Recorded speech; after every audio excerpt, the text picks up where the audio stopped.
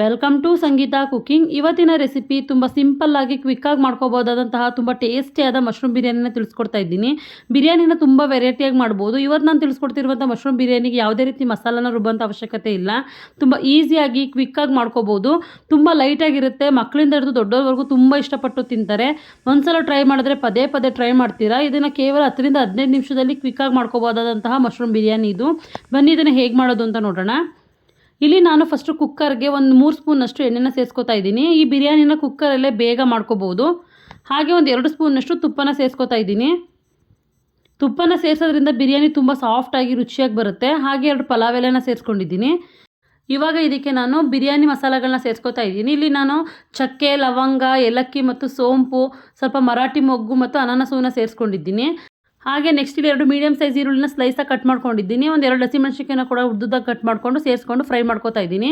ಈಗ ಈರುಳ್ಳಿ ಎಲ್ಲ ಕಂಪ್ಲೀಟಾಗಿ ಫ್ರೈ ಆಗಬೇಕು. ಅಲ್ಲಿವರೆಗೂ ಕೂಡ ಐ ಫ್ಲೇಮಲ್ಲಿ ಇಟ್ಕೊಂಡೆ ನಾನು ಒಂದು 2ರಿಂದ 3 ನಿಮಿಷದವರೆಗೂ ಇದನ್ನು ಫ್ರೈ ಮಾಡ್ಕೊತೀನಿ. ಈರುಳ್ಳಿ ಚೆನ್ನಾಗಿ ಫ್ರೈ ಮಾಡ್ಕೊಂಡ್ರೆ ಬಿರಿಯಾನಿ ಕೂಡ ತುಂಬ ರುಚಿಯಾಗಿ ಬರುತ್ತೆ. ನೋಡಿ, ಈಗ ಆಲ್ಮೋಸ್ಟ್ ಈರುಳ್ಳಿ ಎಲ್ಲ ನೀಟಾಗಿ ಫ್ರೈ ಆಗ್ತಾ ಇದೆ. ಬಣ್ಣ ಕೂಡ ಚೇಂಜ್ ಆಗಿದೆ ನೋಡಿ. ಈ ರೀತಿ ಆಗೋವರೆಗೂ ಕೂಡ ನಾವು ಈರುಳ್ಳಿನ ನೀಟಾಗಿ ಫ್ರೈ ಮಾಡ್ಕೋಬೇಕು. ಈರುಳ್ಳಿ ಎಲ್ಲ ಫ್ರೈ ಆದಮೇಲೆ ಇದಕ್ಕೀಗ ಮೀಡಿಯಮ್ ಸೈಜ್ 2 ಟೊಮೊಟೊನ ಸೇರಿಸ್ಕೊತಾ ಇದ್ದೀನಿ. ಇಲ್ಲಿ ಹುಳಿ ಟೊಮೊಟೊನ ಸೇರಿಸ್ಕೊಂಡಿದ್ದೀನಿ. ಈಗ ಟೊಮೊಟೊನು ಕೂಡ ನಾವು ಐ ಫ್ಲೇಮಲ್ಲಿ ಇಟ್ಕೊಂಡೆ ಸುಮಾರು ಒಂದು 2 ನಿಮಿಷದವರೆಗೂ ನೀಟಾಗಿ ಫ್ರೈ ಮಾಡ್ಕೊಳ್ಳೋಣ. ಟೊಮೊಟೊ ಎಲ್ಲ ಕಂಪ್ಲೀಟಾಗಿ ಸಾಫ್ಟ್ ಆಗಬೇಕು. ಅಲ್ಲಿವರೆಗೂ ಫ್ರೈ ಮಾಡ್ಕೊತಾ ಇದ್ದೀನಿ. ನೋಡಿ, ಕೈ ಬಿಡ್ದಾಗೆ ಈ ರೀತಿ ಐ ಫ್ಲೇಮಲ್ಲಿ ಇಟ್ಕೊಂಡೆ ಫ್ರೈ ಮಾಡಿಕೊಂಡ್ರೆ ಬೇಗ ಟೊಮೊಟೊ ಎಲ್ಲ ಮೆತ್ತಗಾಗುತ್ತೆ. ಅಲ್ಲಿವರೆಗೂ ಫ್ರೈ ಮಾಡ್ಕೊಳ್ಳೋಣ. ನೋಡಿ, ಈಗ ಸುಮಾರು ಒಂದು 2ರಿಂದ 3 ನಿಮಿಷ ಆಗ್ತಾಯಿದೆ. ಇವಾಗ ಟೊಮೊಟೊ ಕೂಡ ನೀಟಾಗಿ ಸಾಫ್ಟ್ ಆಗ್ತಾಯಿದೆ ನೋಡಿ. ನಾವು ಟೊಮೊಟೊನ ಫ್ರೈ ಮಾಡ್ಕೋಬೇಕಾದ್ರೆ ಐ ಫ್ಲೇಮಲ್ಲಿ ಇಟ್ಕೊಂಡೆ ಕೈ ಬಿಡ್ದಾಗೆ ಫ್ರೈ ಮಾಡ್ಕೋಬೇಕು. ಇಲ್ಲಾಂದರೆ ಬೇಗ ತಳ ಹತ್ಬಿಡುತ್ತೆ. ಟೊಮೊಟೊನ ನೀಟಾಗಿ ಫ್ರೈ ಮಾಡ್ಕೊಳ್ಳೋದ್ರಿಂದ ಬಿರಿಯಾನಿ ತುಂಬ ರುಚಿಯಾಗಿ ಬರುತ್ತೆ. ನೋಡಿ, ಈಗ ಆಲ್ಮೋಸ್ಟ್ ಎಲ್ಲ ಟೊಮೊಟೊ ಎಲ್ಲ ನೀಟಾಗಿ ಸಾಫ್ಟ್ ಆಗಿದೆ. ಇವಾಗ ಇದಕ್ಕೆ ನಾನು ಒಂದು ದೊಡ್ಡ ಸ್ಪೂನ್ನಷ್ಟು ಶುಂಠಿ ಬೆಳ್ಳುಳ್ಳಿ ಪೇಸ್ಟ್ನ ಸೇರಿಸ್ಕೊತಾ ಇದ್ದೀನಿ. ಸಾಕು. ಇವಾಗ ಇದನ್ನು ಕೂಡ ನಾನು ಫ್ರೈ ಮಾಡ್ಕೊತೀನಿ. ಎಣ್ಣೆಲಿ ಸ್ವಲ್ಪ ಫ್ರೈ ಮಾಡ್ಕೊಳ್ಳೋದ್ರಿಂದ ಹಸಿ ವಾಸನೆ ಎಲ್ಲ ಕಡಿಮೆ ಆಗುತ್ತೆ.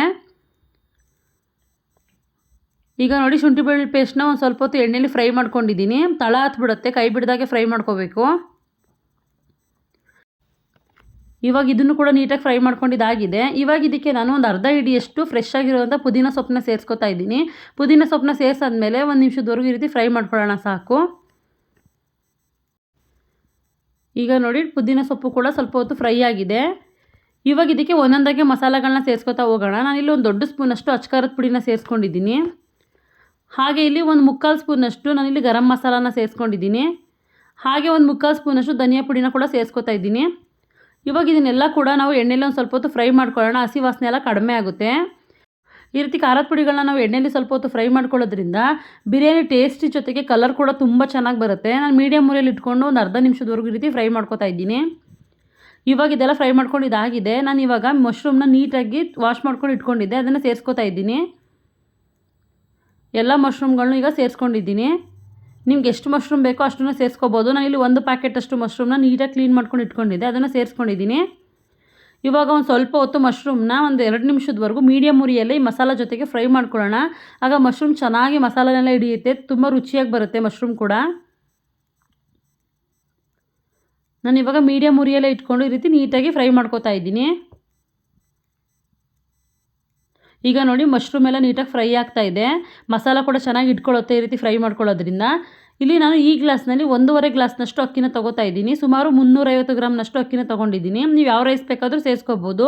ನಾನಿಲ್ಲಿ ಬುಲೆಟ್ ರೈಸ್ನ ನೀಟಾಗಿ ವಾಶ್ ಮಾಡ್ಕೊಂಡು ಇಟ್ಕೊಂಡಿದ್ದೆ, ಅದನ್ನು ಸೇರಿಸ್ಕೊತಾ ಇದ್ದೀನಿ. ಎಲ್ಲ ಅಕ್ಕಿನೂ ಸೇರಿಸಾದ್ಮೇಲೆ ಒಂದ್ಸಲ ಮಸಾಲ ಜೊತೆಗೆ ಮಿಕ್ಸ್ ಮಾಡ್ಕೊಳ್ಳೋಣ.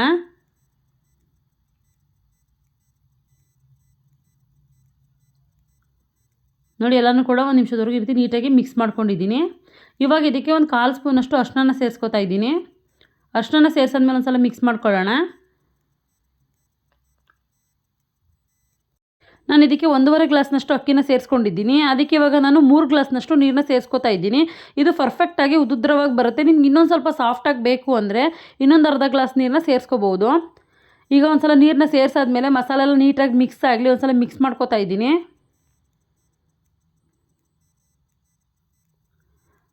ಈಗೆಲ್ಲನೂ ಕೂಡ ಮಿಕ್ಸ್ ಮಾಡ್ಕೊಂಡಿದ್ದಾಗಿದೆ. ಈಗ ರುಚಿಗೆ ತಕ್ಕಷ್ಟು ಉಪ್ಪನ್ನ ಸೇರಿಸ್ಕೊತಾ ಇದ್ದೀನಿ. ಹಾಗೆ ಒಂದು ದೊಡ್ಡ ಸ್ಪೂನಷ್ಟು ಕಸೂರಿ ಮೇಥಿನೂ ಕೂಡ ಸೇರಿಸ್ಕೊತಾ ಇದ್ದೀನಿ. ಕಸೂರಿ ಮೇಥಿ ಹಾಕೋದ್ರಿಂದ ತುಂಬ ಡಿಫ್ರೆಂಟಾಗಿ ಟೇಸ್ಟ್ ತುಂಬ ಚೆನ್ನಾಗಿರುತ್ತೆ. ಈಗ ಕಸೂರಿ ಮೇಥಿನ ಸೇರಿಸಾದ್ಮೇಲೆ ಒಂದು ಸಲ ಮಿಕ್ಸ್ ಮಾಡ್ಕೊಳ್ಳೋಣ.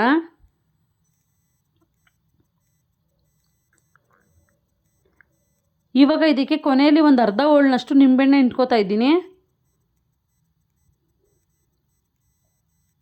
ಈಗ ನೋಡಿ ನಿಂಬೆಹಣ್ಣೆಲ್ಲ ಹಿಂಡ್ಕೊಂಡು ಆಗಿದೆ. ಇವಾಗ ಒಂದು ಸಲ ಮಿಕ್ಸ್ ಮಾಡ್ಕೊಳ್ಳೋಣ. ಇವಾಗ ಇದು ಒಂದು ಕುದಿ ಬರಬೇಕು. ಒಂದು ಕುದಿ ಬಂದಮೇಲೆ ಲಿಡ್ನ ಕ್ಲೋಸ್ ಮಾಡ್ಕೊಳ್ಳೋಣ. ಚೆನ್ನಾಗಿ ಬರುತ್ತೆ ಆವಾಗ ಬಿರಿಯಾನಿ. ಈಗ ನೋಡಿ ಸ್ವಲ್ಪ ಕುದಿಯೋಕ್ಕೆ ಸ್ಟಾರ್ಟ್ ಆಗ್ತಾ ಇದೆ. ಇವಾಗ ನಾನು ಲಿಡ್ನ ಕ್ಲೋಸ್ ಮಾಡಿ ಒಂದು ವಿಷಲ್ನ ಕೂಗಿಸ್ಕೊತೀನಿ. ಒಂದು ವಿಷಲ್ಗೆ ಪರ್ಫೆಕ್ಟ್ ಆದಂತಹ ಮಶ್ರೂಮ್ ಬಿರಿಯಾನಿ ರೆಡಿಯಾಗಿ ಹೋಗಿರುತ್ತೆ. ನೋಡಿ ಇವಾಗ ಒಂದು ವಿಷಲ್ ಆಗಿದೆ. ಬಿರಿಯಾನಿ ರೆಡಿಯಾಗಿದೆ. ನೋಡಿ ಎಷ್ಟು ಚೆನ್ನಾಗಿ ಕುಕ್ ಆಗಿದೆ. ರೈಸ್ ಕೂಡ ನೋಡಿ ಎಷ್ಟು ಉದುದ್ರವಾಗಿ ಬಂದಿದೆ. ನೀಟಾಗಿ ಒಂದು ಸಲ ಮಿಕ್ಸ್ ಮಾಡ್ಕೊಳ್ಳೋಣ. ಎಲ್ಲ ಮಸಾಲೆ ಎಲ್ಲ ಮೇಲೆ ಬಂದುಬಿಟ್ಟಿರುತ್ತೆ. ಈ ರೀತಿ ಲೈಟಾಗಿ ಮಿಕ್ಸ್ ಮಾಡ್ಕೋಬೇಕು. 1 ನಿಮಿಷದವರೆಗೂ ಈ ರೀತಿ ಲೈಟಾಗಿ ಮಿಕ್ಸ್ ಮಾಡ್ಕೊಳ್ಳೋದ್ರಿಂದ ಮಸಾಲೆ ಎಲ್ಲ ಅನ್ನದ ಜೊತೆಗೆ ನೀಟಾಗಿ ಮಿಕ್ಸ್ ಆಗುತ್ತೆ. ಎಷ್ಟು ಉದುದ್ರವಾಗಿ ಬಂದಿದೆ ನೋಡಿ. ತುಂಬ ಟೇಸ್ಟಿಯಾಗಿರುತ್ತೆ ಈ ಮಶ್ರೂಮ್ ಬಿರಿಯಾನಿ.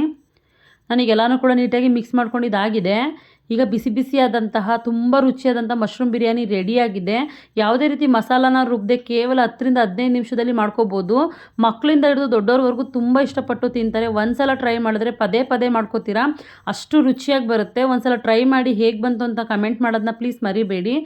ನಾನು ಹೇಳಿರುವಂಥ ಅಳತೆಯಲ್ಲೇ ಒಂದು ಸಲ ಟ್ರೈ ಮಾಡಿ. ಪ್ಲೀಸ್ ನನ್ನ ಚಾನಲ್ನ ಲೈಕ್ ಮಾಡಿ, ಶೇರ್ ಮಾಡಿ, ಸಬ್ಸ್ಕ್ರೈಬ್ ಮಾಡಿ. Thank you for watching.